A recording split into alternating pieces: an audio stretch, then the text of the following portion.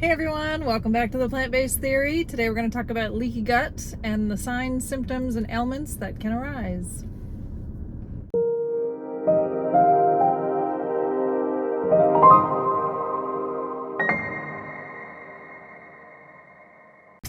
Welcome back, folks. I'm finally coming up for air after a whirlwind of a few years of studying functional medicine. But leaky gut is a topic that is near and dear to my heart, so I wanted to get this info out there sooner rather than later. So, leaky gut. What is it? What happens? Is it a death sentence? Let's dive in. First of all, our gut is our connection to the outside world. And someone once used this analogy, and I'm going to use it here, and I have no idea who said this, so if it was you, please take credit for it, let me know.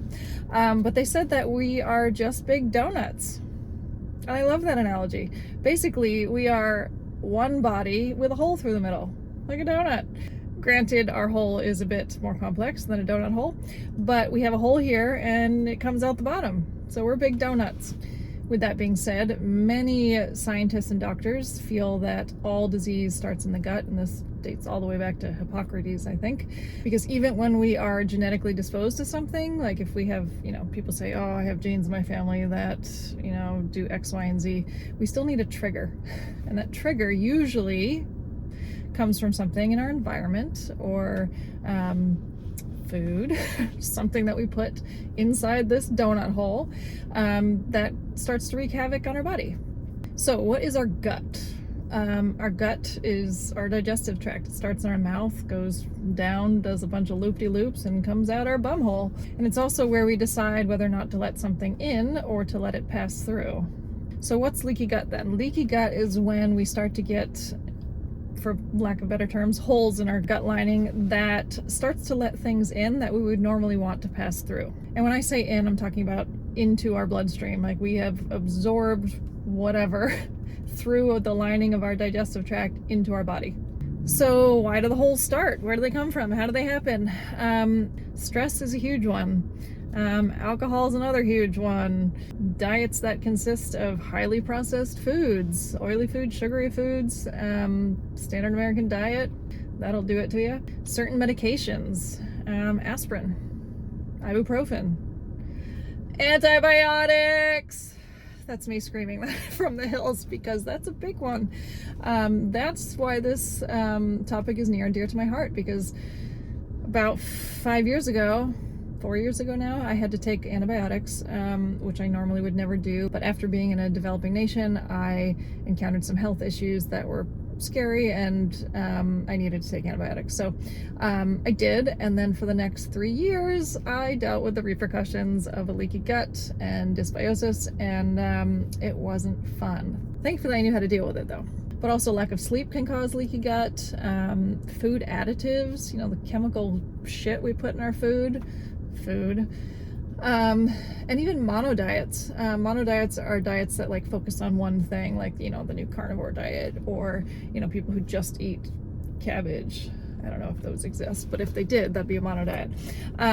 Because that sort of diet doesn't provide us with a variety of nutrients, we need to feed our bacteria in our gut, which are responsible for keeping our gut healthy.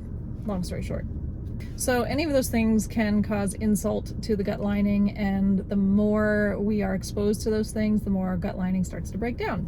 And as our gut lining starts to break down, we lose control of digestion to some extent. Because as the gut lining starts to break down, we wind up, instead of tight junctions between our cells and our gut, they start to kind of open up, and suddenly we have these holes in our gut. And when that happens and we are eating, instead of digesting the food into the tiny particles that our body needs, the bigger particles start to pass through sooner than they should, because the holes are there and they're like, sweet, I can fit. So they enter. And then there's other things that can enter, like bacterial toxins, as well, but food is a big one, and we don't recognize the bigger particles. We just want the small, particles that have been fully digested and then enter into this small tight holes. Our immune system starts to light up like Christmas, because they're like, what the heck is this stuff? I don't know what it is. And then we start this attack on all these foreign invaders that are entering our system through our leaky gut. And with that comes an inflammatory response that is widespread and can go anywhere in our body, because that's what our bloodstream does. It distributes things anywhere in our body, to the heart, to the skin, to the brain, you name it, anywhere.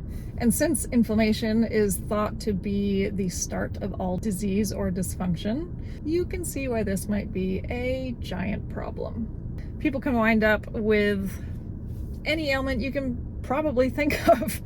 And it's, again, anywhere in our body. People can wind up with eczema, fatigue, brain fog, depression, arthritis, autoimmune conditions. That's a big one. And food allergies, and I put that in quotation marks because suddenly, these foods that aren't broken down properly, our body doesn't recognize. So it's going foreign, I'm allergic, and we start mounting immune responses to these foods because they're not in the form that we recognize. So basically, your whole body can fall apart because the channels in your gut are wider than they should be. And leaky gut should be taken seriously, folks. Hopefully for obvious reasons at this point.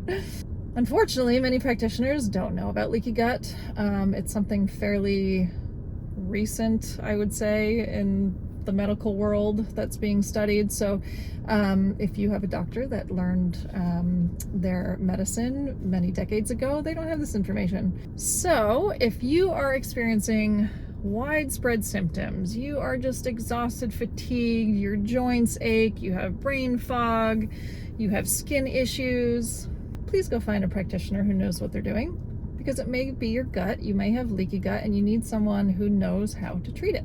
So to spare you an hour-long video, I'm going to leave it at that. That's what leaky gut is. That's the mechanisms by which it happens and the fact that it can pretty much cause anything.